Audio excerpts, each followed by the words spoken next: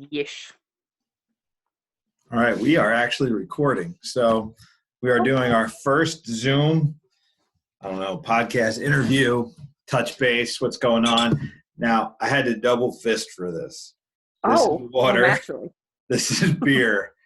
I don't know which one this conversation is going to drive me towards. I feel like you should put down the water and just get a second beer. One for each hand. I know. I should just chug this quickly. Yes. And then grab more. I know. I think it's necessary. I think you know me far too well. Yes, I do. So. Now, you ended up in Utah. Yes. How the hell did that happen? Because Jersey's getting crazy right now, and my mother needed some help and was having some issues, and so she asked me to come out, and I mean, I get to play with farm animals every day instead of being cooped up in my own apartment losing my mind. So, I mean, there's pros and cons. Yes, that is a big plus. He's not with me today. He's with the ex, or else he probably would be sitting about right here and trying to figure out what's going on. So it's probably best that I don't have him today. So yeah. Well, I as strange as it could be to go back, is probably a good idea than sitting home alone. Because damn, this quarantine, it's getting long. Oh, it's rough. I mean, I was alone in my apartment for 2 weeks after work stopped and after they closed the gyms. And I'm like, I made my little grappling dummy that I would spend, a good hour and stuff drilling through stuff with, but then I'd like prop him up like, so what do you want to do today? Like, I know. Yeah, nothing. All right. That sounds good. So, I mean, yeah. He didn't have a head, so it's like, it's a little weird to start talking to the headless dummy, but what are you going to do? Well, we got shut down March 16th. We're now looking at, it's April 20th. They're talking about, I think they're going to discuss it May 15th. So I really hope it's May 15th and it's not farther, because I know I'm in Utah right now, but if they say Killerbcsa is open May 15th, I know. I'll be on a flight and I will be in Jersey, because big country needs to go away. I mean, I'm looking at this. The scary part is for anybody who's got a grappling school, because not only, they're saying we're going to come back, but we're probably going to have to do this extreme social distancing, cleaning, all this stuff. So we're going to have to stay 6 feet apart. They're talking about making everybody wear masks when they train. Like, a little weird, but depends yeah. on what you're into. Yeah, I know. You might actually feel more comfortable. Yeah, I'm like, this feels more normal than like, well, why is everybody wearing pants? If people, hey. Hey. Not that type of show. Jesus Christ. It's getting weird. It's so early. It's been a long time. There's not a lot of people to talk to. Oh my God. And you haven't had to wear pants because no one's around, so it's all good. Exactly. Even my dog looks at me funny, but it's a dog. Man, it's been, I know there's been a couple casualties. I don't want to mention the schools because I feel bad for them, but there's been a couple casualties already. I was driving down one town today and I was like, you got to be kidding me. People had signs on their door, we'll see you in 2 weeks. And that was, a month ago. And yeah. Gyms are cleared out. Guys can't handle it. I have a lease that works for me. So I got lucky that way. Thankfully, that's what I've heard too. It's really tough. And I actually have some friends out here in Utah that own gyms, and I know it's been difficult for them. They actually put something out like asking for the students if they could keep the bills just so they can actually have a gym when it comes back. And I know they were happy because a lot of their students said that they would keep paying and stuff, which is great because they wanted the gym to be there when all this is over. Pretty much everybody at Killerbcsa kept their memberships running, which was awesome. Everybody was just like, let's just get through this and get back. And everybody was super cool. And the ones that had to put it on hold, it was really, they didn't have jobs, whatever. So it was bad spots for them. Not everybody's being covered by government. Not everybody's getting a unemployment stimulus, whatever. There's no money for small business. It's all bullshit. Oh, no, it's terrible. You have to, Well, it's like what the Shake Shack just returned. Like you just sent the message out in your email. Yeah, that was pretty awesome I that they did that. That's amazing. That's not something that you hear from a lot of companies. They gained a lot of respect with that. Yeah, I was talking to someone just this afternoon. I said the first place I'm going to grab lunch is going to be Shake Shack because there's one right down the street from the gym. See? You're not allowed to go there. You're not allowed to go. No. Yeah, Big Country will be like, please. And I'll be like, when you can get punched in the stomach and it doesn't eat the other person's hand, then maybe. I've been eating good. Like my wife's out of work right now too, so she's been home and she's been cooking a lot and she's really taking care of things. But for some reason, my weight's really high. I think it's the fact that I'm eating red meat every day, which is amazing. But I'm eating a lot of red meat, which is weird. But yeah, Carl was like, "You fat fuck." I was like, "Come on, man." You're like, listen, we can't all have abs like you, so calm the hell down. Now we'll touch on him. Look at him. He was scheduled to fight on the 18th of the month. Then they pushed him to the 25th. They canceled both those cards, and now they're saying May 16th, but we're not told where. It could be Fight Island. It could be Nevada. It could be Florida. We have no idea where it's going to be. So and no wrestling partners, no jiu-jitsu partners. It's literally we do pad work, drill, hit the bag. We can only do so much. I mean, if I try to roll them too much, he breaks me. So I got to be careful. But I was going to say, yeah, that doesn't sound fun.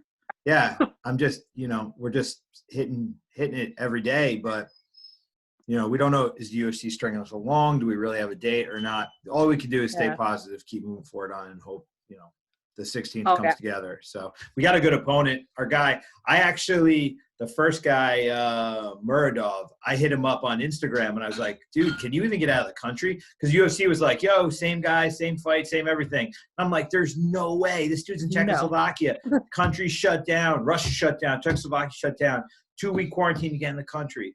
We were like 7 days out from the fight and they're like, oh, he'll be fine. I'm like, no. And then they were like, no, he can't. And they came back with Marvin Vettori. Way better fight for us. Because Vettori, I think, is I think he's actually I think he's number 15. So that's a good fight. Moves up. Oh, that's great. That's what he deserves. Yeah. No, actually I was talking to somebody earlier today about it and just saying, like, I can't imagine being in that position. Like, he peaked, he was ready to go. Anyone who knows Carl knows how he trains so hard, so incredibly hard. And then for it to keep getting pushed back, like, especially with him, the monster that he is, like, no, we were going. And then I said, you know what, take a week off. We took last week off. We started up again Saturday and, we hit it today. And I mean, it's just, for me, it's the mental side of it. I don't think anyone's having a real fight camp right now. I mean, Vittori's taking this fight. He was supposed to fight on that London card that got canceled. So he was all in shape for that. Then they literally canceled that like the day of or the week of or whatever. So he probably fell off hard thinking, okay, I'm going to be out for a while. And then he gets a fight and then it gets canceled again. So that dude's up and down too. So, I mean, I put a post a while ago saying, I think that anyone who fights right now, it's a legit fight. This is not an athletic competition. This is a fist fight. This is definitely. This is not people with full camps, whatever. This is your mind right? Where are you at? How hard can you go and see where it ends up? This is not normal. So for Carl, it's perfect. Exactly. That's what I'm saying. That's like right up his alley. Like, no worries whatsoever about that one. So. No. So that's crazy. And I don't know where any of the shows are going to go. I mean, I don't know what Invicta's going to do. That Combat Deportes, I mean, they took everything off the schedule. Yo, did you see? I just hear rumors going around about stuff like possibly setting things up in like July or something, but who knows? All right. So you were supposed to fight Zola Fausto at Combat Deportes or Americas, whatever the hell it's called. Is it Combat Americas? I don't even know the fucking name. It's Combat Americas, I think. All right. I don't know where the Deportes part came out of it. I don't know. Because that means sports. There you go. I think, wait, isn't it like Combat Deportes the name of the show, but then when they go to other countries, they call it Combat whatever country it is? I think so. Isn't it like Combat America, and then don't they, when they go to Puerto Rico, it's something else? Possibly. I don't know. I'm trying to save myself on this one, but you are. I don't know. I'm like, whatever it is. That MMA show that's all Spanish speakers that they wanted to book you to fight Zola. It's Fausto, right? Or Frausto? Yeah. Fausto? Fausto. So they said you were supposed to fight her. She put out a post today that she was training for a glory fight in May. So I don't know what the hell's going on. I also don't believe her Instagram at all, because she also put that she couldn't get an opponent for a fight in December and went through several opponents and no one would say yes and they couldn't get anyone to fight her. And I'm like, well, we know well, the that's deal a bold-faced lie. We know what's up on like, there. Yeah. We know So there might be someone in this interview that actually was going to fight her, and it's not legal for me to. So it could be you. Yeah. I don't know. Possibly. But maybe. Not sure. Yeah. Can't quite put my nose on it. I'm not sure which one it is. Yeah. I don't know. It got that. This it's so weird with all this stuff. It's so frustrating. Oh, it is. I mean, so many people do that, though. Like, say, I want to fight, I want to fight, I want to fight, and then it comes down to it, and there's always something. So I'm like, you know. Well, you have the athletes, you have the posers, and the fighters. Athletes, yep. They're different. They need their camp, and they need to, like, do it in a particular way. The posers are the worst. And it's amazing that at the highest level, we still have people that are posing. But, yeah. The ones that turn down every other fight. They're fighting. They just want to pick and choose their opponents and pad records and whatever. I mean, we just want to fight. It's true. Like, literally, like, somebody just pick a fight with me in a parking lot at this point. Like, you can throw dollars, like, tackle somebody or wrestle them to the ground because, it's been far too long. And then this extended it even more with the quarantine. And, like, I literally just want to fight. I got a lot of built up aggression with this. And, like, that's why I'm trying to, every morning I get up at 6 a.m. still because I get my morning run in. I do my morning body weight workout. I do my little bag workout on the gym. I do shadow boxing. I do drilling with my grappling dummy. Like, anything I can do on my own, I've been doing it because I want to get back there as soon as possible. Like, it's killing me. And being lazy is not something I enjoy. So it's weird. We're in this like weird spot too, because we have no idea where all this stuff's going to go. Because how is it going to play out afterwards? Who's going to have shows and when? And now you've got all these fighters that were supposed to be fighting that are all backed up now. And it's like, oh, what are we going to do? Like, is UFC going to do Contender Series this summer? They're talking about doing 1-2 fights a week. They may not be able to do International Fight Week. They've got this Fight Island thing. They got all this stuff going on. So what are they going to do? Then, all, like the regional shows, if you can't have fans, they literally survive on tickets. So what are they going to do? Yep. And a show like Invicta, I mean, we know they sell just so many tickets. They could do something, but, it depends on how much content, is going to get paid for them. I don't know. Exactly. I think they're going to have to double up at some point, and they're going to have to or put hopefully, on a few more extra. I know they have a lot of fighters. Like, even before this, they have a lot of fighters that sit inactive because they have lots of fighters and they don't put on too many shows. And so you had people already sitting for months. Yep. Raise my hand. Yeah, but that's been the problem though. Unless you're the big dog in the room, you don't have the budget to pay all these people to do the things that you want to do. Yeah, so exactly. The one thing, as far as the UFC goes, they have to have a certain amount of shows every year to be able to get their money from ESPN and Disney, right? Yeah, but they're getting ESPN and Disney money. They're not getting Fight Pass money. They're not getting Kansas City,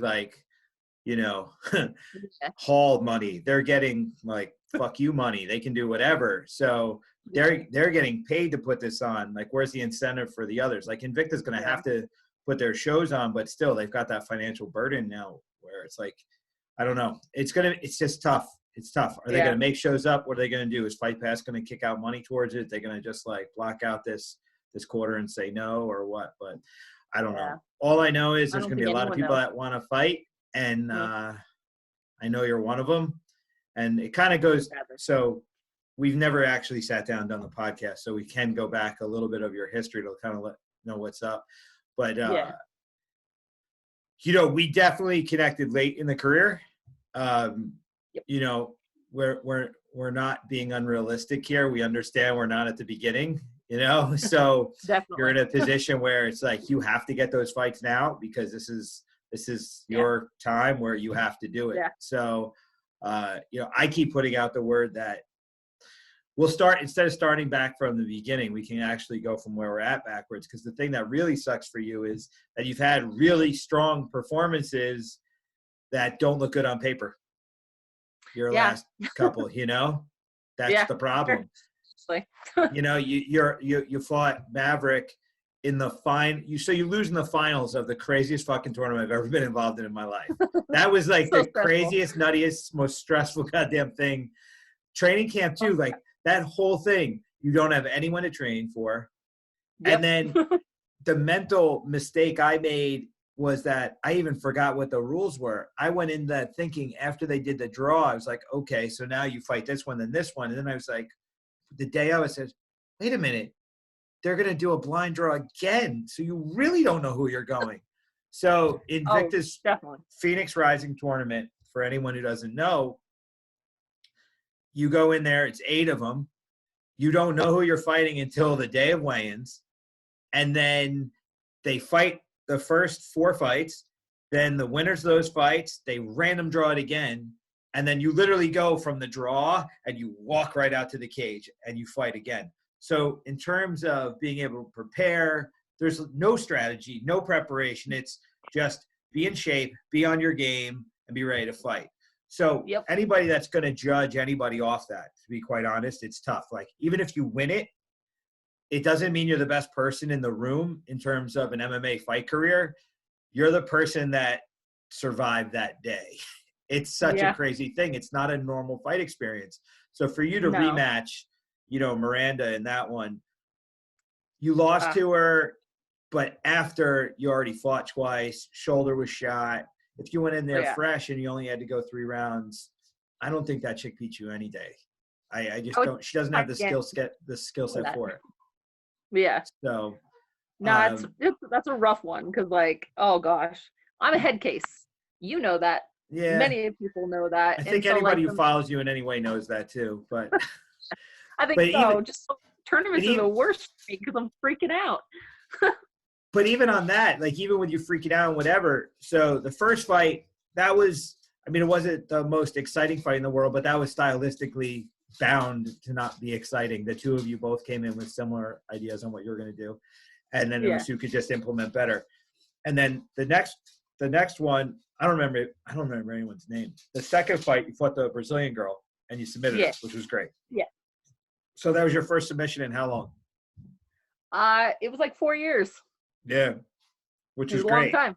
So you got your submission and then you roll into the finals and you go against a girl who is a little bit younger, a little bit bigger, was a lot more fresh. Tournaments are definitely designed for the young people. So by the time you got there, you couldn't even use your left arm. I mean, you were done. No, I couldn't lift it up. That was my favorite part when we went out to eat afterwards. You grabbed my shoulder to be like, it's okay. And I wanted to crumple into a ball on the ground because I'm like, oh no, it's not. That actually hurts real bad. Gotta put that back in at some point. And I will never, ever go to eat with you after a fight because first time in my life, I had meat sweats in Kansas City. That was ridiculous. I was so sick from that. That was good. It was good. But, oh, my God. I mean, Tony was sick. Kelly, we all were sick. Gosh. I mean, you ordered like 20 pounds of meat for 3 people. The entire table was filled with meat. And this is a small table. The entire. Oh, no. We're all like dogs. We don't stop until it's done. Ugh. Oh, no, it's filthy. I took a to-go box back to my mom in Utah because I flew straight from Kansas City to Utah. I'm like in the airport, like, all right, I'm kind of hungry. I like looked at the bag or the box and I was like, I like dry heaving because I was like, never have I not wanted to have salty meat in my mouth. And then I was just like, it's just the thought of it was making me so sick. I'm like, well, that's a first. Yeah, that was rough. But order all the party platters. Yeah, we're not doing that again. That was crazy. Yeah, so you say that, but we're gonna see what happens after the next one. So. I know. That's what I was just thinking to myself that I say that, but who the hell knows what'll happen. And then the crazy. So you have you have this Invicta Rising tournament. You do your thing. You make it to the final. Shoulder gives out. Stupid rematch. Now you're 1-1 with this chick you can beat any other day, but whatever. That's my salty coach side. And then the fight before that was Karina. Yep. Ah, that one still hurts. I know. So badly. And the thing that really pisses me off, so the Karina fight, you just have to watch that. Anybody listening, it's actually on YouTube, I believe. I think the fight is on YouTube. You can go on YouTube, you can watch this fight, decide for yourself what happened there. Karina Rodriguez 2. It's the second one. Karina Rodriguez 2. So you beat her both times, but you lost on paper. And then, I mean, even the announcers, when the fight goes to the end, the announcers were like, that was a great fight for DeAnna Bennett. And, oh, wait a minute, what just happened here? Like, no one could believe what just happened. So that was the end of another tournament situation where you had to fight a certain amount of fights over time, whatever. So you get to that, you fall short on a shitty decision on that. And Karina gets the title shot against Porto and doesn't make weight. It's turned into a non-title fight. And then she loses that, but beats the piss out of Porto in the third round. And if that was a 5-round fight, she probably would have won. Yep. She and definitely you probably would have gotten the rematch for a title fight. Oh, I know. So now it's like, so you lose that fight, you go to the tournament to say, fuck you, and then redeem yourself. You do amazing, have an amazing tournament, just the body doesn't get through. Miranda, who knows? She might get picked up by the UFC because they're so hungry for talent right now for these cards because they're going to be doing so many cards. So if she's out of the picture, who knows? There could be some weirdness here. You might get Karina for a trilogy. You may get a Porto shot. Who knows? It's so weird. That would actually be the best situation is if she ended up getting picked up from the UFC, good for her. That's great for her. It's also good for me too, because that gives me an inch closer for that shot. Yep. And again, that's fine. I'll beat her for a third time and I'll make it decisive this time. I know too, but I know that the only issue right now is, so we'll go back even further, is that you are a UFC veteran. You are an Ultimate Fighter veteran. I know the UFC, the only issue for some of these short notice fights has just been the weirdness in the record as of late.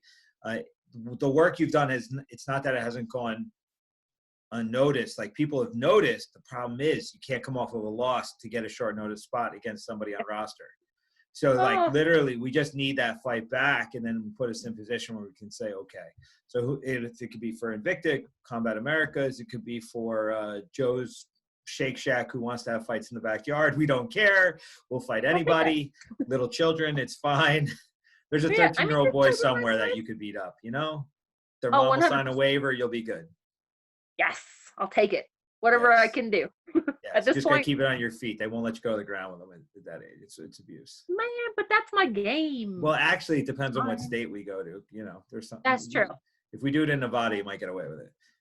And they might actually put on pay-per-view. It's weird in that state. Yeah, who knows? We don't ask questions. We just go with it, however it goes. You don't ask questions. I ask questions because I don't want to get in trouble. I got a wife and kids. Sure. I'm not going to follow you down some road where I can't see them for a while. I got to be careful with you. Yeah. See, that's probably a good case. Me and Chris Hanford from the gym, we always have this running joke, like we said something like, yeah, Brian's gonna be real mad one day when we have to call him when we're both sitting in jail because we did something stupid and he's our person that we call. He's just gonna like hang his head and shake it and be like, how did I get stuck with this? Well, no, what about like your last fight? Kelly's trying to call me and freak me out. She called me up and said like you disappeared, and I was like, okay. Yeah. I'm like, well, all right. People, you guys are like, oh, he's going to be so upset. Like you think I'm going to be surprised by anything. Yeah, they could have told me that aliens landed in the parking lot and abducted you, and I'd be like, damn. Yeah, with D, I'm not surprised, actually. That sounds about right. Yeah, I mean, I have literally, like, when it comes to you, like, I wouldn't be surprised by much. So all we got to do is listen to your playlist in the gym, and we know the oddity that's going on there. A little bit. I'd like to say that they're eclectic mixes. a little bit of everything. It's fine. Yeah. Just few words. All over the place. That no music children. of yours. It's very different. We can go from Gloria Estefan to like German, like raping music. It's very strange. South African. Sorry. Thank you. Sorry. I don't know why when I think of raping, it's Germans come to mind, but I don't know. Yeah. Well, there's a little bit of Russian in there too that talks about big. Yes, we don't need to go there. Yes. Yeah. But we understand. Yeah. Anyone who knows you just has to just follow you on Instagram, and that will come up because we all run into that song very hard. Yeah. I do enjoy that one. Yeah. Yeah. Especially when it starts randomly playing from my fanny pack. I thought Laura was going to die. That was my favorite. Good times. Yeah, it's always an adventure when hanging with D. At least it's entertaining. Yes. But yes. There are people that, it's funny, Carl and I were actually talking about that, that like,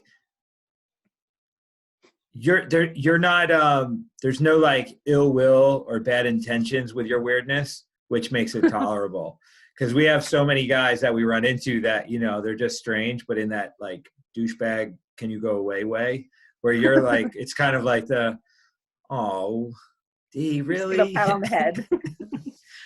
That's so funny, please stop doing it. Never stop doing it. Oh my god. Ever. So well, thank you. You just give me that condescending pat on the head and I'll be all right. So yeah, I know. People don't, it's funny too, because like you put a little weirdness out there, but I feel like if you really embraced with social media who you are, you'd have the creepiest, biggest, well, you definitely have the creepiest fan base I've ever seen. But if people knew what was really going on with your fan base and the things happening there, like I don't need to know that your feet are rated on some fucking weird site, but or the guy that wants to be my weak little foot slave. That one was my favorite. Oh my god. Yeah, and you have a lot of women that are into you too, because I guess they all assume because you fight, you know. Possibly. I got lesbian dick pics. They look a lot like that. That's a new one. I never heard that before. Oh shit. What? Learn something new every day. Damn. We got all of it. So yeah. You're welcome. Yeah, learn something new every day. Thanks. I'm gonna tell my wife that one when we get off, and she's gonna be like, "You gotta be kidding me. You know your kids are sleeping in this house." I'm like, "I know." Yeah. Little Brian expects it from you, so it's all good. It's true. He looks at me sometimes, and I'm like, "You taught him well," because he's like judging. I'm like, how old is he now? He just judges. Have you seen Reed's pad work? Yeah, it's amazing. His bag work. He's 1 year old. He's one. He should not be able to throw like this. No. So yeah, have fun with that. His double jab cross hook to elbow the other day was mind blowing. I know. I gotta learn legit. He's just like, I said, oh my god. He watches Carl every day. That's what it is. Carl's his mentor. So basically, my kid will be in jail by the time he's 17 and have a wife when he's out of high school. So, sorry, Carl. You know, it's okay. It's his quirks that we enjoy him for. It works. Yeah, all you guys have your issues. It's true. Just like I said, if you ever get a call from me or Chris and it says the police department, we're together, and you are our call. Just so you know. Thank you. I really appreciate that. I'm changing my phone number as soon as we get off. I'm changing my number and not giving it to you. You'll have to call the gym line. Never. I will find you. We will. You can't get rid of us that easy. No, like the human form of herpes. Chris must be like on the verge of killing herself. Yes. It's terrible. Oh my God. Like this whole situation. It's really funny. It's like, it's not really funny. We're in a once in a lifetime pandemic situation. And then these little weirdness things are like, I was gonna, like, you know, I think about this thing like Carl was gonna fight, Chris was gonna come down, you were gonna do your thing, we're gonna get lined up for this, that, and we bitch about it a little bit, where it's kind of like, oh, you know, I didn't get to go do my fight, or I couldn't come down, and I'm like, yeah, but we are in a global pandemic. Maybe we should all just chill out a little bit about that. You know? It's true. But it's the things that we're missing out on because we were so excited Chris was supposed to come down from New York, stay with me for the week for spring break. We had the whole plan on training. We had everything. And then it just all fell apart. Yeah, it's like, like New York City basically just became a big virus ball. Jeez. Yeah, exactly. That's the last day we were there. I'm glad we made it out, honestly. Yeah, I actually, when I went in, I took my son in that one day, and I remember we ran from Port Authority to Henzo's, and I was like, don't touch anything, don't breathe, hold your breath. I don't know what's going on here. It's probably the worst idea.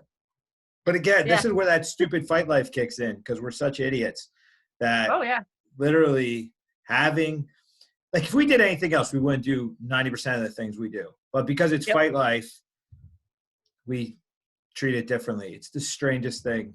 Like, yourself into a terrible situation. We already knew that it was growing in New York, and Thursday sparring. We got to spar. We got to get our rounds in. Gotta get in there. Got to like lock up and got to get it in. Come on now. Yep, exactly. Just so. Oh yeah. Carl was gonna go to Carl when they told Carl they were like 18th, 25th. He's like, whatever, I'm down. They're like, yeah, we're gonna go to California. We're gonna go to Indian Reservation. Okay, I'm down. I was like, sign me up. I'm in. Everyone around me is like, you really want to get on a plane? You want to get on a plane? Yeah. You want to go cross country? You want to go to like the state where it all kind of started? And I'm like, I want to go. We got to fight this guy. I want to knock him in the teeth. He talks a lot of shit. I want to beat him. Like, I don't know. It's crazy. Fight life does something to us. It does. That's because we love it. Yep. Definitely love it. Just like you always say, when I'm done with it, you're going to have to take me out back and shoot me in the head and make me into glue, because I don't know what I'm going to do. Look, we'll make a really good art project with the glue. My son's great with paper and glue. We'll do something. He'll even put a little glitter on it for you, because I got sparkly like that, you know? It's true. I'm even you'd appreciate that. You'd appreciate that. Did you ever see that movie with the chick who played Captain Marvel on Netflix, where she was trying to get the unicorn from Samuel L. Jackson? No, but now I know what I'm watching later on tonight. Oh my God, I think it's called Unicorn or something. Oh my God, I got to give you the title of this movie. Like, literally, this is your movie.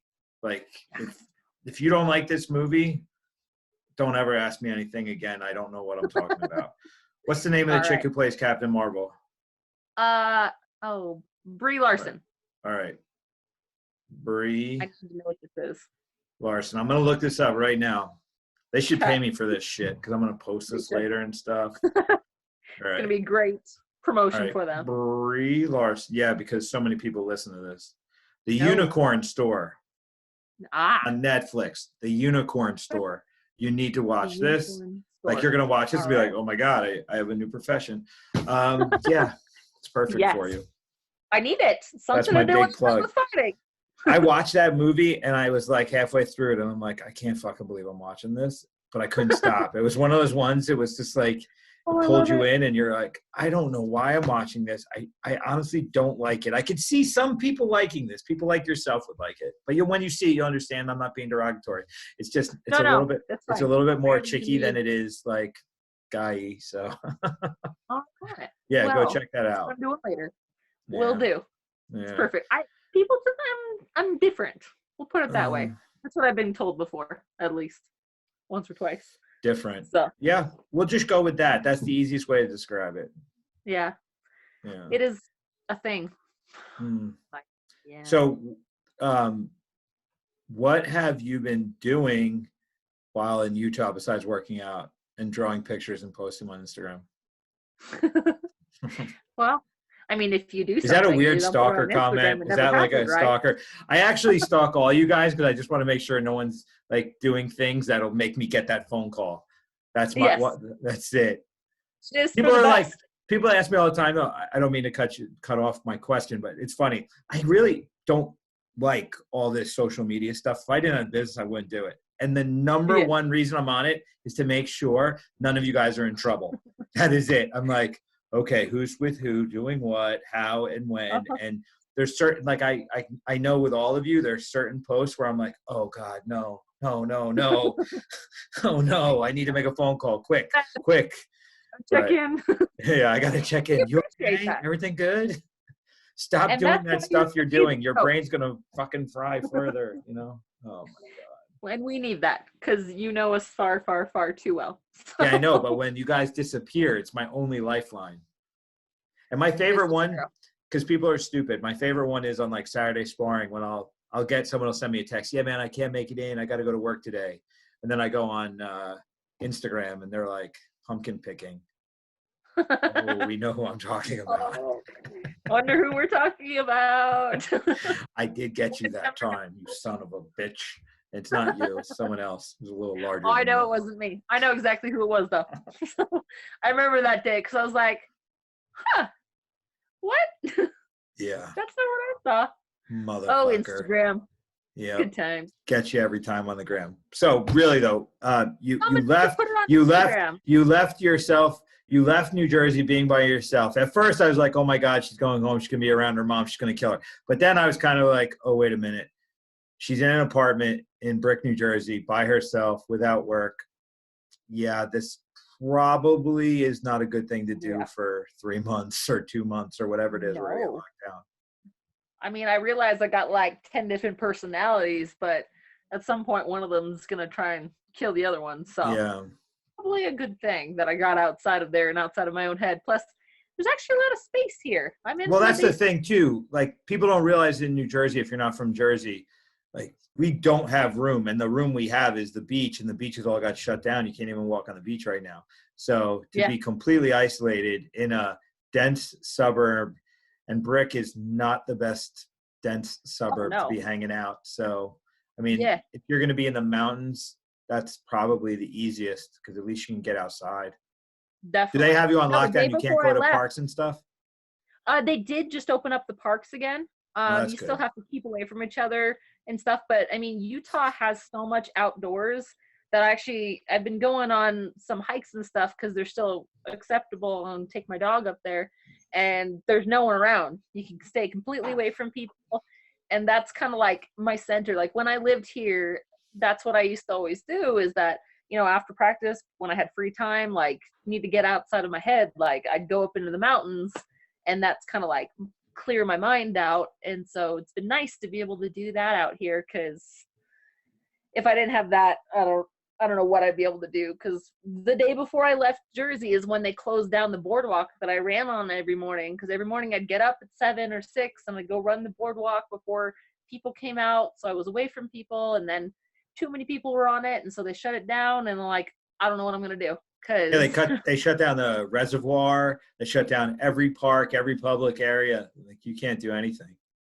Yeah. No, it's crazy. And that's why I'm like, well, at least I can come out here. My mom, like I said, my mom was having a hard time. And so it's nice to be able to be here with her and kind of help her out, take care of her, just with like health wise and then making sure she doesn't have to go out because she's kind of vulnerable in that situation. And then like, even if the weather sucks outside, I have my full little workout room here. I have like a treadmill and a bike and stuff so I can do cardio or whatever I need to do. But just kind of spending time outside, hanging out with my dog.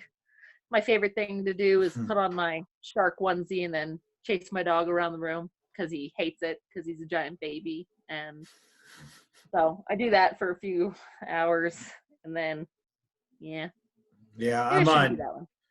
I literally can't go anywhere because I can't risk getting sick at all because if anything happens, you know, I can't, if this fight comes across, you know, Carl and I both, I mean, we literally, you know, we're breaking the rules a little bit. We meet in the gym, but I have that place on complete lockdown. We're the only two people that can go to the gym right now. So the two of us, we meet once a day, we do our thing and we go. I literally go from home to the gym. I've gone food shopping like twice and I had a mask and gloves and like bathed in Purell afterwards. But it's like, you know, gotta do what you gotta do. But yeah, I've been really strict about this and, you know, just stayed at home with my kids and my kids haven't gone anywhere. So those poor bastards, like they're so stir crazy right now, but it's what it is. We got to do what we got to do. Yeah. All these conspiracy theorists are driving me nuts. What? I can't handle it. All the conspiracy, like I have a friend and she's always like, nope, this was created in a lab in Wuhan. And it's all this like government sabotage and like, well, no, here's the thing though, but like with everybody, like I was making fun of somebody today because I was like, oh, so you're the one guy. So you've been reading the internet and you sorted through the news and everybody's comments, and you're the one guy who figured it out. Like no one else smarter than you could have figured this out. Oh, they're all in on it, and you figured out they're all in on it because you're so much smarter than everybody else, and you could like figure out how geopolitical and all this stuff, and you know biology and law and politics. And I'm like, come on, people. Like, sure, because you read a book one day, you can come up with the idea that this shit's really going on. But I'm like, Bill Clinton could have got a blowjob in the 90s. Like, nobody's pulling off, like, putting some pandemic out into the world without somebody going, hey, whoa, wait a minute. I know the guy who did that. Now give me a lot of money and I'm going to write a book. Like, come on. Yeah. Come on. No, nobody's going to shut up. No, it drives me crazy. And I've actually run across it a lot out here in Utah because it's not bad here in Utah. I think they have 33 deaths total, which Jersey has 200 plus that a day. Yep. And more people in New Jersey died from this virus than on 9/11 now. Yeah, exactly. More people died in New Jersey than we've lost in Afghanistan since we've been there. Yeah. No, the numbers are there. And like, I know people from Jersey who have gotten it. And I know people who work Carl's aunt died last week. Yeah, it's terrible. And so coming from there and then coming out here, people are just like, oh, no, it's not bad. I have a friend that works in a hospital, and she's like, we don't have any patients that have it. I think it's crazy. Everyone's overreacting. And I'm like, that's because we're in Utah. There's a lot of people who think it's the end of the world as it is. And so they have people that are like doomsday preppers are pretty prevalent out here, and like always being prepared people out here. And just because it's so spread apart, there's not as many people. And so Utah's a state that's better prepared for it. I'm like, you guys don't see it. Like, I came from Jersey where it was bad, where I know people that have had it. I know people that are in the middle of the struggle. Like, just because you're disconnected because you're in a different state, like, you don't understand. Like, trust me, I do understand. I've seen it. I was out there. There's a reason I'm out here right now. Yeah. So, you know, somebody put a thing on Facebook that I think made the most sense as an analogy. They said that if we all don't do this self-quarantine as a country, and if we start doing this, like this state can go, this town can go, and we start going piecemeal, it's like having a peeing section in a pool. Doesn't make sense. That's the best. I haven't heard that one. I like that. That like sums it up. Like, you can't get a better analogy, because we already have the problem with all the people that live in Brooklyn that moved down to my area. They all, for Passover, all moved down to their summer homes on the shore. And then sure enough, Long Branch, Elberon, Deal, everything, the rates just exploded down here. You know, and then you got Lakewood. I mean, Bricktown on the border of Lakewood, it just exploded. I mean, Lakewood's got 2,000 something cases, and they've only tested like 1% of the population there. Yeah. No, I have something set up for one of the news there in Jersey, just so I can keep updated, see what's going on, so when I can come back.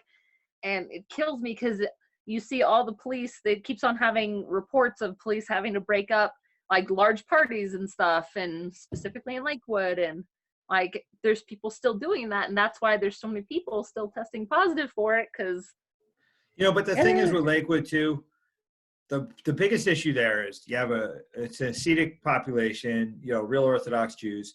The problem with most of them is that they don't have any connection with the outside world. They don't have TVs. They don't have the internet. They don't have that. Yep. They listen to their rabbi. So the problem with that is if you've got one of the rabbis that's saying, this is being brought down on us by God or whatever, like you get ones that are like, oh, because if you're really religious, you're immune, and you get some crazy talk. If you have the wrong guy giving you information, you're going to do dumb shit.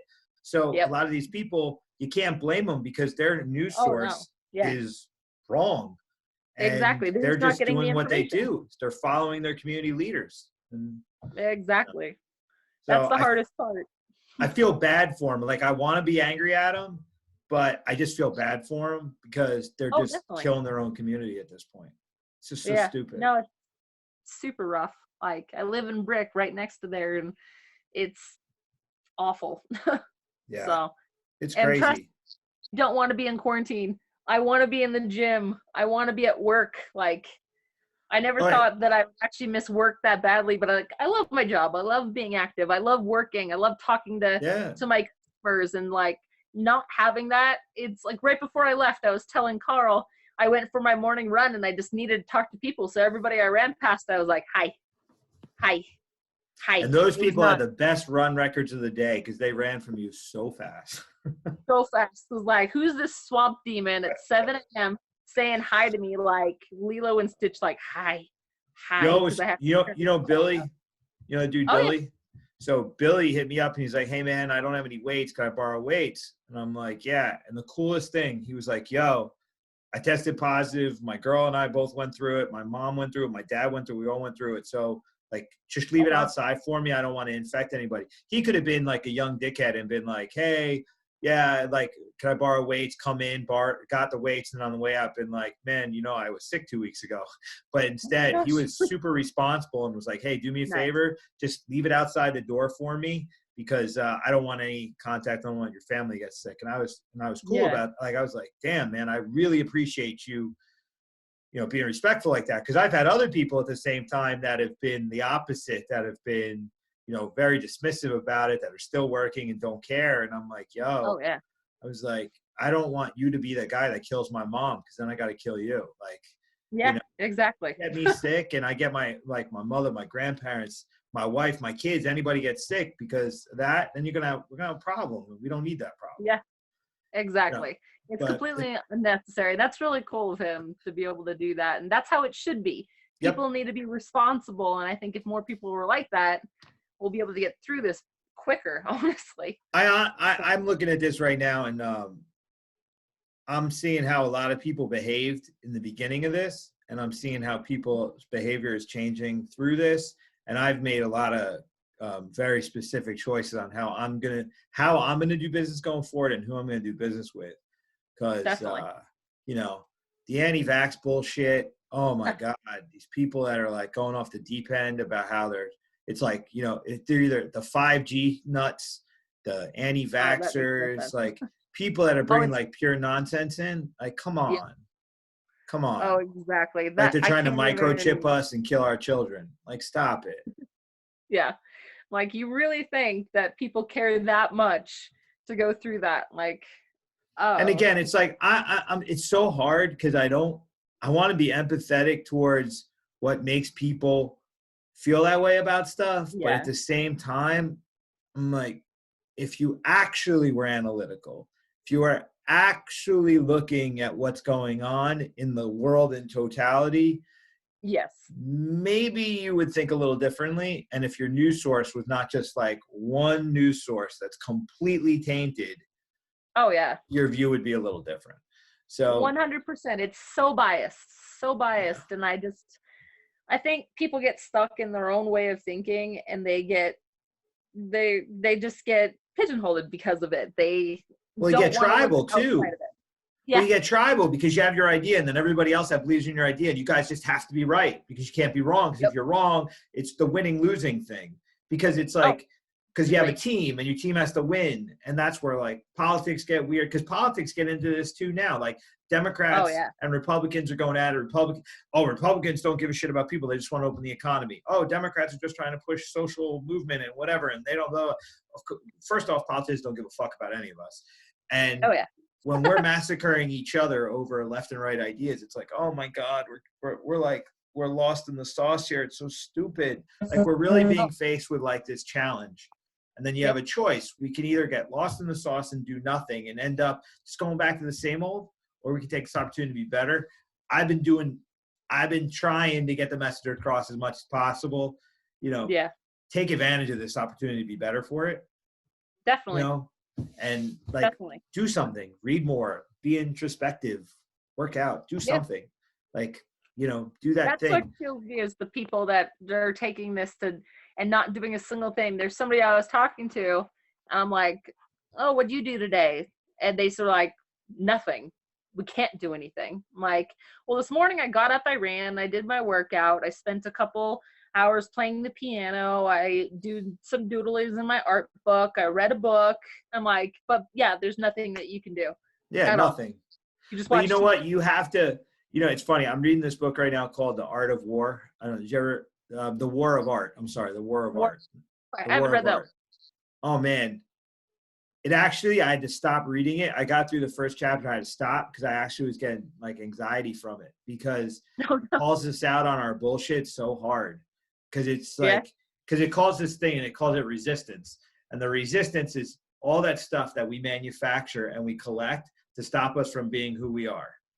So you might actually have a mental breakdown because if you read this book. Probably. But like the Definitely. coolest part of it though was that he was talking, like he has this one thing about how he had a full-time job. He told everyone he was a writer, but he had a full-time job as a cabbie. And he said, I'm really not. Then one morning he wakes up and he's like, I haven't written anything in 6 months. I'm not a writer, I'm a cabbie. And then he realized, he's like, well, I have this job because I'm scared to try and be a writer.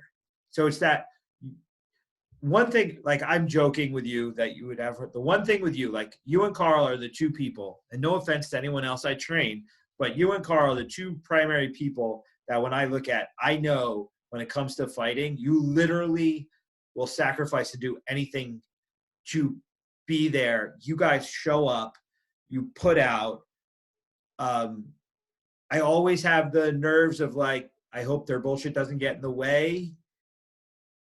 But I know once it gets going, it won't, because like your natural state is being locked in a cage with another human being. And like, we just have to get you there.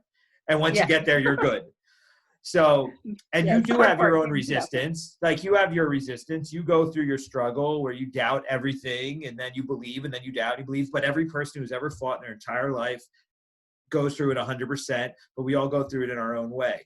But this guy, when he was writing, he was talking about how though he's like, I literally got a full-time job to avoid what I am because I don't want to know if I'm good or not. And it wasn't even that. It's he knew he liked writing. He knew that writing for him, it was a good thing, whatever, but it was the rejection aspect of it. It was like he was afraid to lose at it.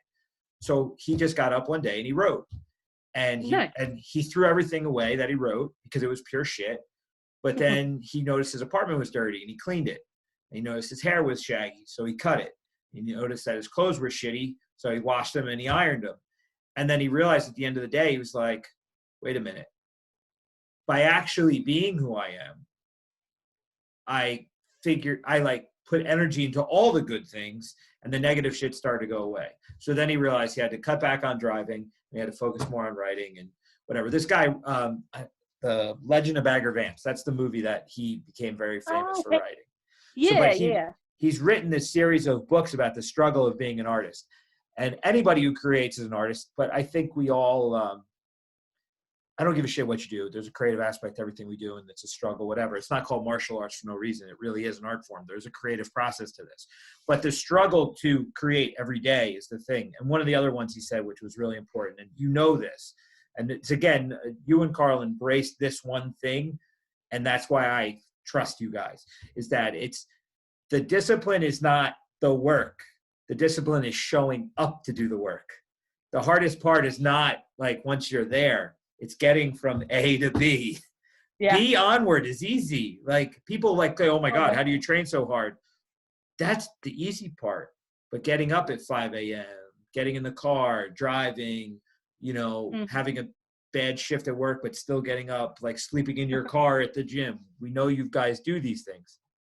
But it's like, again, the struggle is not so much the work, but showing up to do it. And the discipline is showing up day in and day out and showing up. And that's where the trust factor for me as a coach is the ones that I see showing up every day are at no matter what.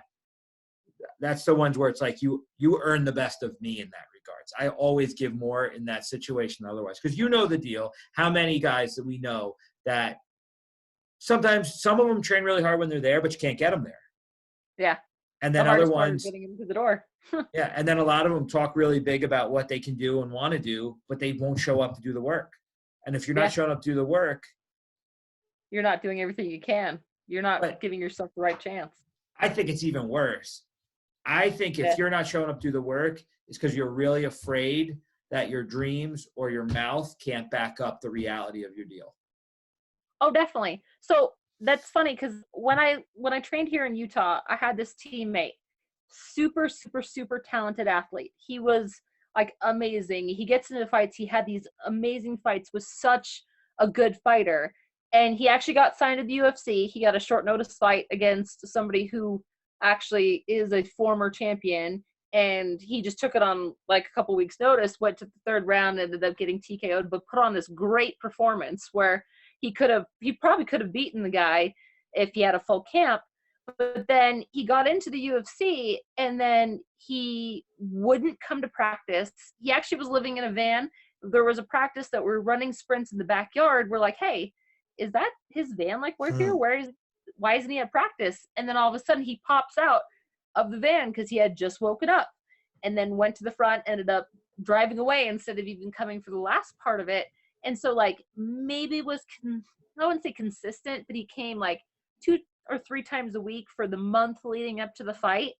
And then obviously he lost the fight and then he did the same thing, did it again. And like his perspective with it was because if he gave everything that he had and went out there and lost, it would be because he wasn't as good of a fighter as he thought he was. Yeah. So instead he self-sabotaged himself and didn't give it his all because like, so he can have an excuse. Well, I didn't train very much. That's why I lost. Like he wanted that excuse instead of giving it his all and trying. That was his mind frame. Like, I would rather have an excuse and fail than give it my all and then fail. How many times have we seen it? I mean, we know we have struggles with people in the gym now that we go through with that. Yeah. I mean, it's crazy. How many people do we see this with? It happens. And that's what I think. I don't think that's, people say, oh, this generation. I think it's always been this way.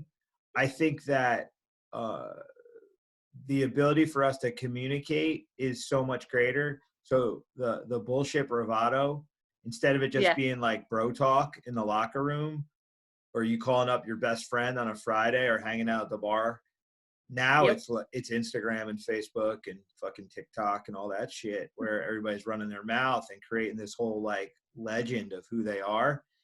And that's where I think it makes it worse, is because when you've just told a couple people, you're only letting down your bros.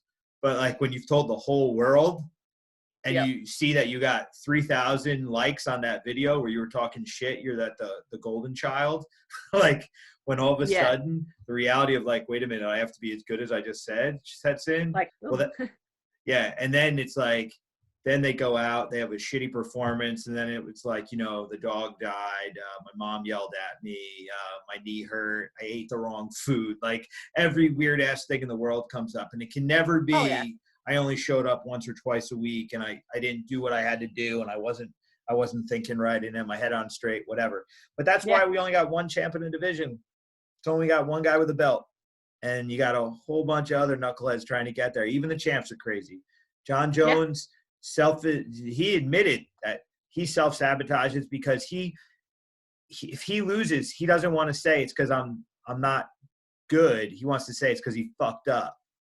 Yeah, like exactly. But that's just humans. I think we're just like wired with this weakness. But you know, I don't know. I was wired different. For me, it was always, I would rather lose to the best guy, but in a particular way. Like I never wanted to get blown out. I always wanted to give my best fight, and I wanted that dude to know, even if he beat me,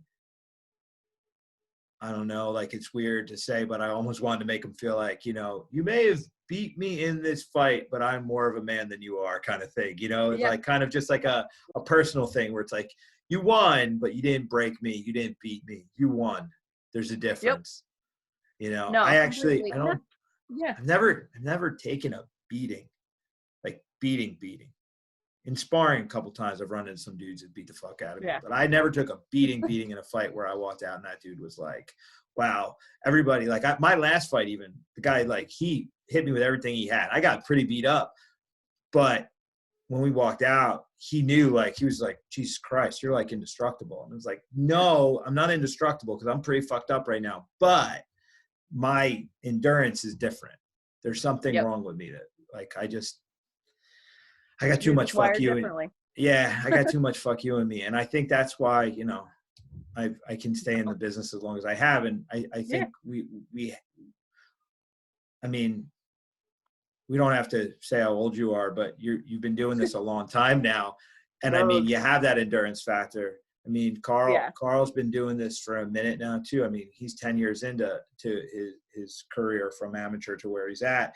And this takes a level of endurance and a commitment to the truth. You know, Definitely. It's a commitment to the truth. It's not the commitment to a bullshit idea. It's the truth. This is my goal, and this is the life I chose, and that's what makes this so different. So yeah, no, that's you have to be wired that way, in my opinion. Like, even from the beginning of my pro career, my very first pro fight, I fought a girl that had 10 pro fights. Second pro fight, I fought a girl that had 8 pro fights. Fourth pro fight, I fought a girl that had 16 pro fights. Yep. Like, because in Utah they can get away with that. Other commissions. They do in Jersey. They do this shit in Jersey. Go fight for Rand Combat. You see a lot of that going on. That's true. No, it's true. And I'm like, it never crossed my mind to be like, oh no, I don't want to fight that one. They have, like, no, they have more experience. That's somebody who's going to test me. Like, I want that fight. Like, that's what I want. And that's how I am to this day. I'm like, I don't care who you put in front of me. I don't care who you put me in the cage with. Like, I will do everything I can, and I will take that fight. And that's what I want. You know, like, I don't want to fight somebody who I know I'm going to go beat. Like, oh yeah, I want to fight them just because I want something easy. Like, I think my worst performances are against people that I know that I should beat. Well, it's funny when the fear factor is not there, you definitely underperform. Like, fear is a massive motivator, and it does things to you. It makes you be better or it makes you be worse. Fighters, it makes better.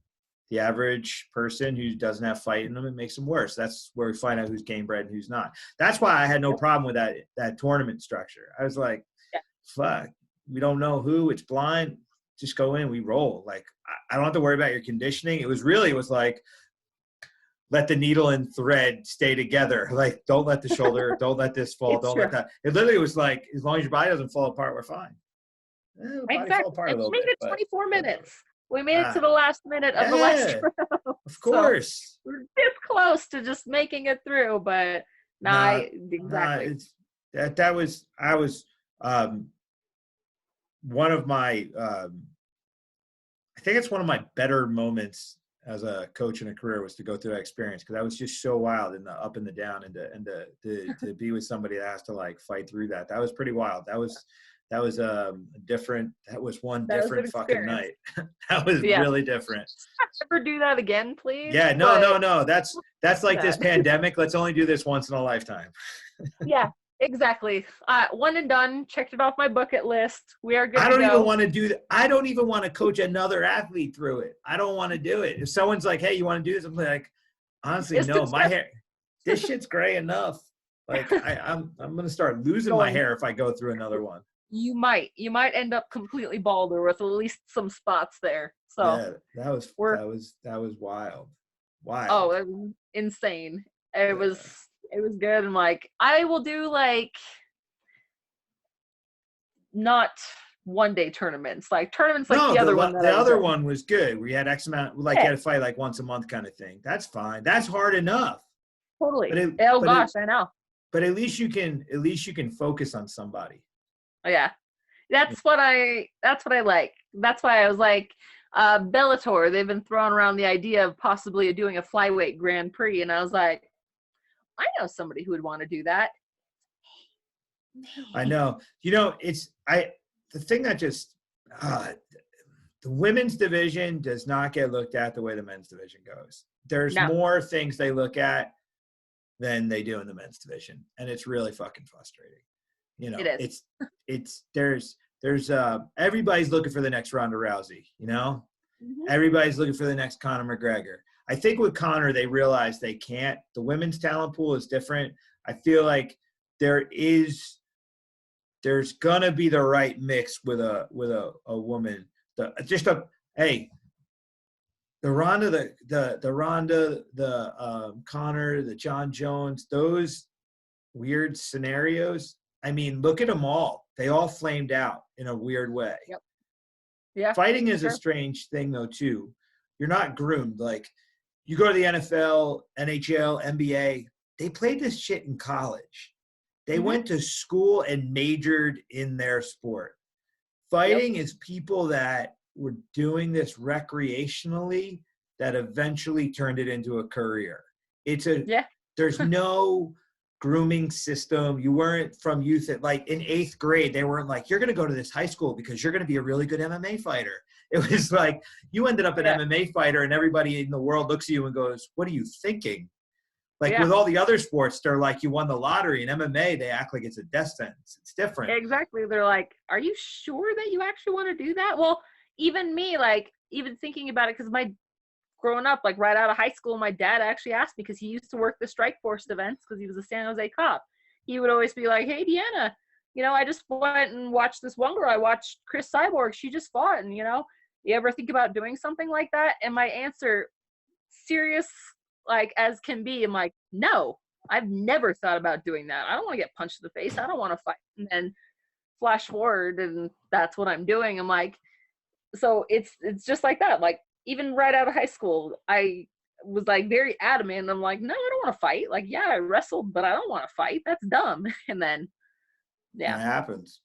Yeah. So that's why I just think it's funny. Like you have people that other sports, they're doing it since they were like a kid. Get any NHL player, they've been doing it since they could walk. They're skating, but then, it's not even just that. It's they have infrastructure. They have scholarships. They have schools. They have club teams. They've been groomed to do it. They're not going to a local guy who opened up a place that they're going to call their coach or whatever. Like there's like a pedigree to it. There's a skill set to it. There's a lot involved to make it work. And exactly. That's why when they get to the highest level, even a big percentage of them crack. But I mean, you go to the NFL, the minute you start making money, you go to the players meeting and they show you how to spend your money, how to invest your money. Look out for this, look out for that. You've got lawyers, you've got this. There's like a whole thing. I mean, the UFC, they're paying these guys big money and they're just praying that they don't go to jail. Like they don't know what anybody's going to do. No one's groomed for this. So you're taking a lot of younger people that most of them have never seen money in their life. You're giving them levels of money that they've never had before.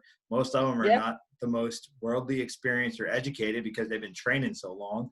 And, it's just this recipe for disaster. So when I'm saying these, like Bellator, they're looking for them. Who could be their Ronda? They try to do with that boxer chick. What was her face?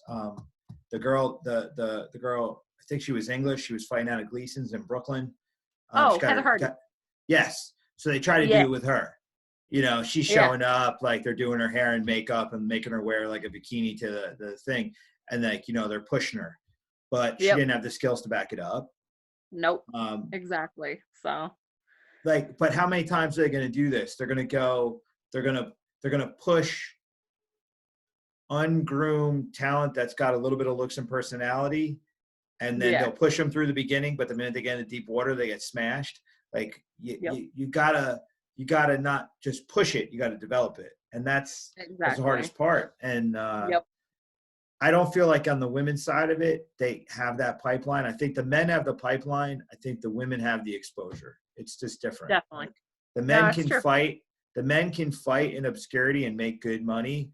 Women have like a very small window. They're like, okay, this is your chance. Here's your 3 fights. Let's see what you can do with it. And, the problem is in this business too, the more you fight, the more you groom, you're not going to be that pretty after a while either. Like this is a rough sport on you. It's true. That's why I have like 3 teeth in my mouth right now. And that's it. It's just a brutal business. And it's thank you for going right over that one. I know. We'll You made your point. We don't have to dwell on it. That's why I'm talking like this, so you can't see. But think about it. I mean, how many women want to be in an activity that they're losing 3 teeth? Yeah, no, it's true. A lot of people don't, and I've actually come across people like girls that I've sparred with that are like, "Oh, careful with this. Oh, you knocked out my eyelash. Oh, you did this," and I'm like, are you here for what you look like, or are you actually here for like training? I remember training with this one girl who had to wear her like Lululemon shirt to practice, and I went for a takedown. She's like, oh no, I'm falling out on top. And I'm like, well, I'm sorry. That sucks. I'm like, she's just trying to get me to stop the takedown. I'm like, nah, sorry. So then I dropped her on her head. I'm like, I'm not stopping the takedown because you wore your like fancy Lululemon to the gym for wrestling practice. Like, I'm sorry. Like, that sounds like a personal problem right there. Like, I'm gonna do my thing. Yeah, it's getting a little late on this side. I hate to like cut it off mid like sentence, but no, you're good.